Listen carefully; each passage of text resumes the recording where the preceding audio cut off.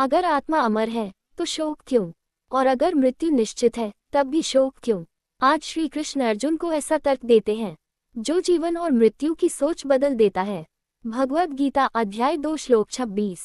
आच्या नित्यजातम नित्यम वा मन्यसे मृतम तथापि त्वम महाबाहो न शोचितुमर्हसि। हे महाबाहो अर्जुन, यदि तुम आत्मा को सदा जन्म लेने वाला या सदा मरने वाला भी मानो तब भी तुम्हें शोक नहीं करना चाहिए। भावार्थ, यहाँ श्री कृष्ण अर्जुन को तर्क के माध्यम से समझा रहे हैं। वे कहते हैं, यदि तुम आत्मा को अमर मानते हो तो मृत्यु पर शोक व्यर्थ है, और यदि तुम आत्मा को नश्वर भी मान लो तब भी जन्म और मृत्यु प्रकृति का नियम है, इस पर शोक करना उचित नहीं। जो निश्चित है उस पर अत्यधिक दुख करना अज्ञान है। परिवर्तन जीवन का नियम है।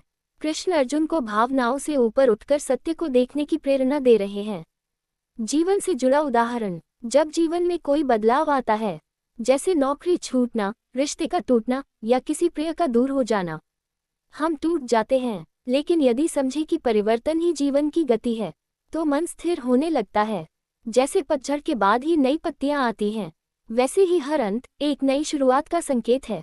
जो जन्मा है उसकी मृत्यु निश्चित है, और जो मरता है उसका पुनर्जन्म भी निश्चित है। तो फिर हम किस बात का शोक करते हैं। भगवद गीता अध्याय 2 श्लोक 27। जातस्य हे ध्रुवो मृत्युर्ध्रुव जन्म मृत्स्य च तस्मात् परिहार्यर्थेन त्वं शोचितुमर्हसि। जिसका जन्म हुआ है उसकी मृत्यु निश्चित है, और जिसकी मृत्यु हुई है उसका जन्म भी निश्चित है, इसलिए जो अपरिहार्य है उसके लिए शोक करना उचित नहीं है। भावार्थ, ये श्लोक जीवन का शाश्वत नियम बताता है। जन्म और मृत्यु दोनों प्रकृति के अटल सत्य हैं। श्री कृष्ण अर्जुन से कहते हैं, जिसे टाला नहीं जा सकता उस पर अत्यधिक शोक करना बुद्धिमानी नहीं है। जीवन एक चक्र है, अंत वास्तव में एक नई शुरुआत है। समस्या मृत्यु नहीं है, समस्या है हमारी आसक्ति और भय। जीवन से जुड़ा उदाहरण, जैसे सूरज रोज डूबता है लेकिन वह हमेशा के लिए नहीं जाता, वैसे ही जीवन में कई चीजें समाप्त होती हैं, नौकरी, रिश्ते, अवसर, लेकिन हर अंत के बाद एक नई शुरुआत होती है। अगर हम परिवर्तन को स्वीकार करना सीख लें तो जीवन में शांति आ जाती है। हम जन्म से पहले कहाँ थे और मृत्यु के बाद कहाँ जाएंगे? क्या सच में जीवन सिर्फ इतना ही है जितना हम देख पाते हैं? भगवद गीता अध्याय 2 श्लोक 28। अव्यक्तादीनि भूतानि व्यक्तमध्यानि भारत अव्यक्त निधनान्येव तत्र का परिदेवना। हे भारत अर्जुन, सभी प्राणी प्रारंभ में अव्यक्त अदृश्य थे, बीच में व्यक्त दृश्य होते हैं और अंत में फिर अव्यक्त हो जाते हैं। ऐसे में शोक करने का क्या कारण है? भावार्थ, श्री कृष्ण यहाँ जीवन का गहरा रहस्य समझा रहे हैं। हम जन्म से पहले दिखाई नहीं देते थे, कुछ समय के लिए इस संसार में प्रकट होते हैं, फिर मृत्यु के बाद फिर अदृश्य हो जाते हैं। तो जो अस्थायी रूप से दिखाई देता है उसके न रहने पर इतना शोक क्यों? जीवन एक क्षणिक प्रकट होना है। आत्मा का अस्तित्व शरीर से परे है। शोक हमारी आसक्ति से उत्पन्न होता है, सत्य से नहीं। जीवन से जुड़ा उदाहरण, जैसे बादल कुछ समय के लिए आकाश में दिखाई देते हैं फिर विलीन हो जाते हैं, लेकिन आकाश बना रहता है। वैसे ही शरीर आता जाता है, लेकिन आत्मा शाश्वत है। अगर हम इस सत्य को समझ लें तो जीवन के उतार चढ़ाव हमें कम विचलित करेंगे। आत्मा को कोई आश्चर्य की तरह देखता है, कोई आश्चर्य की तरह सुनता है, लेकिन समझ कितने पाते हैं? भगवद गीता अध्याय 2 श्लोक 29। आश्चर्यवत् पश्यति कश्चिदेनम् आश्चर्यवद् वदति तथैव चान्यः आश्चर्यवच्चैन्मन्यः शृणोति श्रुत्वाप्येन वेद न चैव कश्चित्। 2. कोई आत्मा को आश्चर्य की तरह देखता है, कोई आश्चर्य की तरह उसका वर्णन करता है, कोई आश्चर्य की तरह सुनता है, लेकिन सुनने के बाद भी कोई ही उसे वास्तव में जान पाता है। भावार्थ, श्री कृष्ण यहाँ आत्मा के रहस्य की गहराई बताते हैं।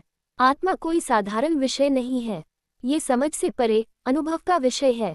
लोग इसके बारे में सुनते हैं, पढ़ते हैं, चर्चा करते हैं, लेकिन वास्तव में आत्मा का अनुभव बहुत कम लोग कर पाते हैं। ज्ञान केवल सुनने से नहीं आता, अनुभव और आत्मचिंतन से आता है।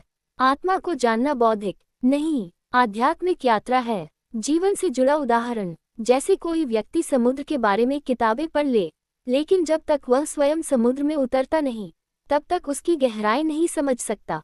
वैसे ही आत्मा का ज्ञान भी अनुभव से आता है, सिर्फ शब्दों से नहीं। जिसे कोई मार नहीं सकता, जो कभी मरता ही नहीं, उसके लिए शोक क्यों? भगवद गीता अध्याय 2 श्लोक 30।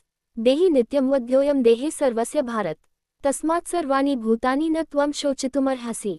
हे भारत अर्जुन, ये देही आत्मा सबके शरीर में सदा अवध्य जिसे मारा न जा सके है, इसलिए सभी प्राणियों के लिए तुम्हें शोक नहीं करना चाहिए। भावार्थ, यहाँ श्री कृष्ण आत्मा के अमृतत्व की अंतिम पुष्टि करते हैं। शरीर नश्वर है लेकिन आत्मा अवध्य है, उसे कोई शस्त्र कोई शक्ति नष्ट नहीं कर सकती। इसलिए जो वास्तव में मैं है वह कभी मरता नहीं। मृत्यु केवल शरीर की है, आत्मा की नहीं। जो सत्य है वह नष्ट नहीं होता। कृष्ण अर्जुन को शोक से बाहर निकालकर कर्तव्य की ओर ले जाना चाहते हैं। जीवन से जुड़ा उदाहरण, जब हम केवल बाहरी परिस्थितियों को सब कुछ मान लेते हैं तो हर बदलाव हमें तोड़ देता है।